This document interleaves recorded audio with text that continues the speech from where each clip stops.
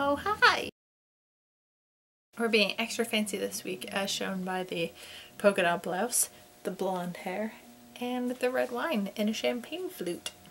Pinkies out, motherfuckers. So to keep with the classy theme of today, we're gonna do a Chewbacca inspired project because who isn't fancier than Chewie? For your Chewbacca inspired messenger bag, here's what you'll need. Brown fleece, scissors, matching thread, pins. You also want some silver ribbon and your sewing machine of choice. So here's some like measurements or whatever. I want my bag to fit a standard hardcover book. So my first piece is going to be 17¼ inches by 12 inches. My second piece will be 16 inches. Once you've measured out those two pieces, you will also want to measure out how long you want your strap piece to be. I'm gonna make my strap about 40 inches long. Probably make it 2.5, 3 inches wide. Let's cut some bitches. And by bitches, I mean fabric. I was gonna get my serger ready with the brown thread so that I could show you how to put everything together and then whip right through it.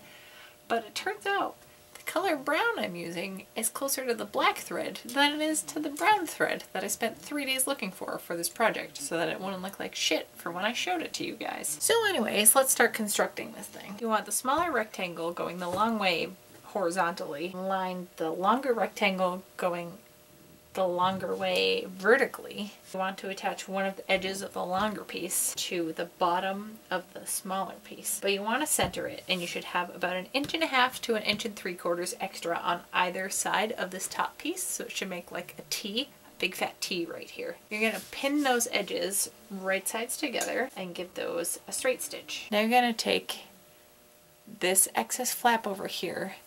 You're going to kind of fold the bottom up so that those are going to lay against each other. So you just want to stitch that little bit, do that to both sides. This is what the stitches should look like now. You should have two 90-degree angles going on right there. You're going to make another 90-degree angle with the longer flap kind of going down the length of the smaller flap over here.